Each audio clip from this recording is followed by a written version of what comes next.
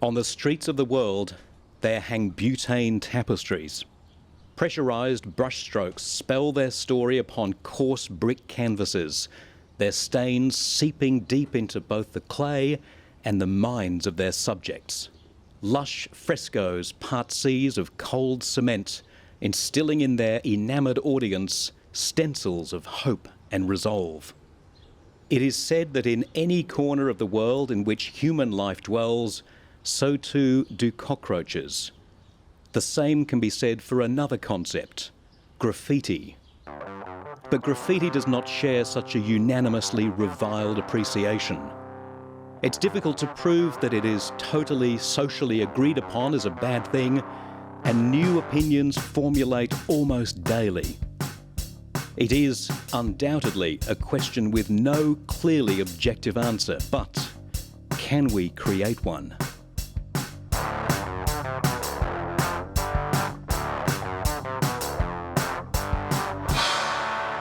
Is it art or is it vandalism? Is it unbridled creative freedom or a gallery to showcase humanity's most vile ideas? What I can tell you is that it is everywhere. Not only is it everywhere, it has been for literal ages.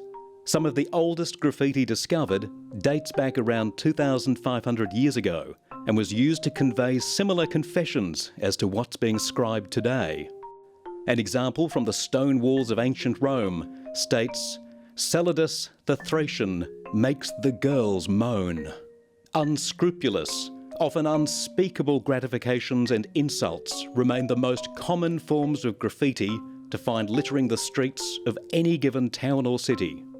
Hasty tags, obscene sketches, offensive iconography, and contact details for sexual encounters can all be found as close as your nearest public toilet.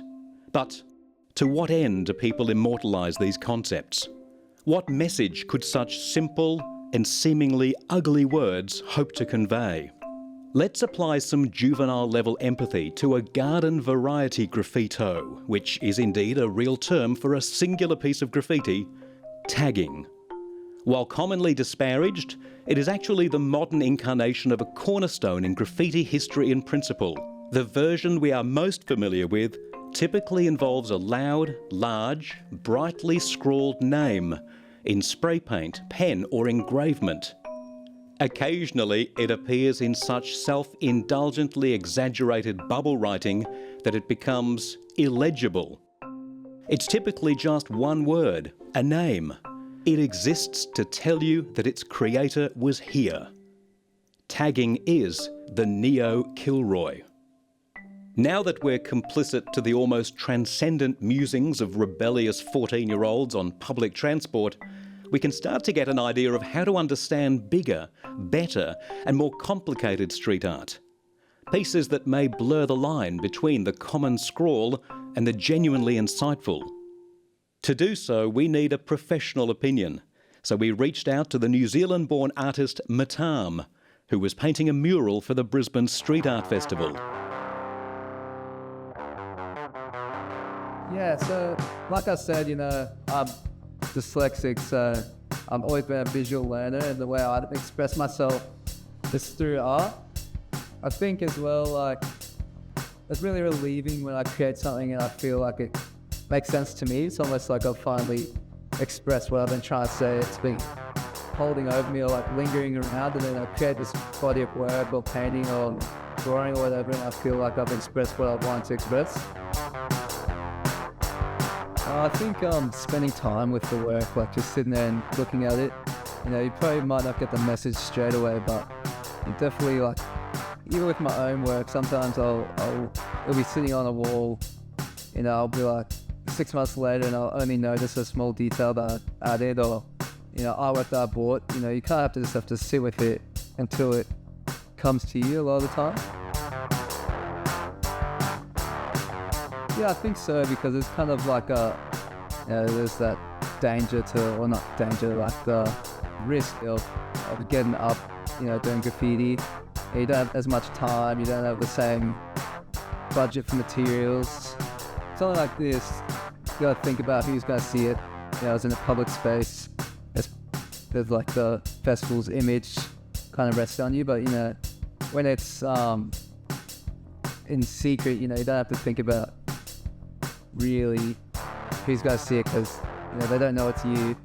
You're just getting up to express yourself. Some people that are like fearless probably make like an amazing piece though. They just spend hours on it, even if it's risky. I think depends on how much confidence you have, to be honest. Matam's point about art itself being extremely personal calls to mind a point made earlier, that in graffiti, the majority of messages conveyed are of such personal importance to the artist because they were willing to break the law to communicate them.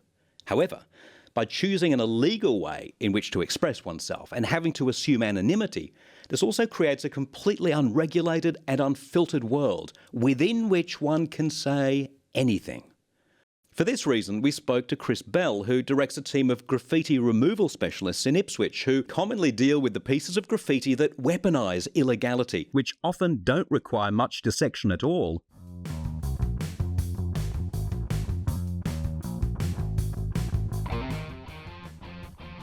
Hard question. It's a bit of both.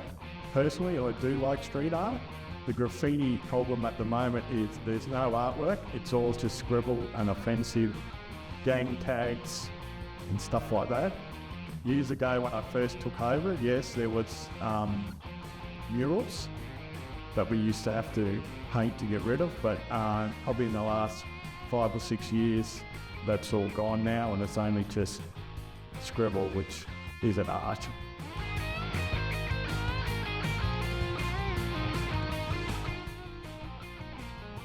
Postcodes. A lot of the gangs or the kids come up on the train, so you'll notice along the train line is where we get the most graffiti. At the moment for Ipswich City Council, it just seems to be school kids with Nico pens. The amount of Nico now, these days, is just unbelievable. We don't really get many spray packs, so we just don't get like the murals anymore. We don't have the area.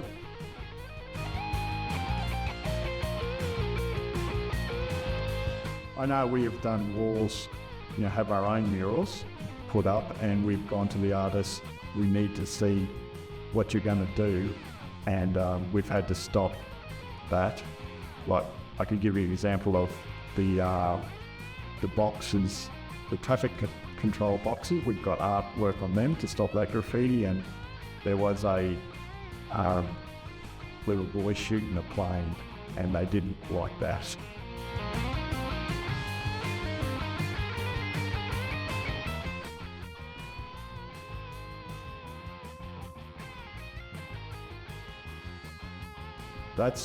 Unfortunately, that's my job, and if I got told to remove it, that's what I would do. Ultimately, it's not possible to label graffiti as either a positive or negative impact on the world. Skilled artists convey heartfelt messages across the very same walls that others use for the spread of vitriol and prejudice. Graffiti is neither good nor bad. Both, but neither. The question remains without objective solution and exists anew every time a wall is painted, a window marked, or a name carved. This is because the answer is subjective, and for each and every piece, a new response to the question is created in the mind of each and every beholder. It spreads a message of change and social injustices as often as it condemns and hates, and ignorant parties claim that it is all said by one voice. The truth? Graffiti is a double-edged sword, a canvas for love and hate in equal parts.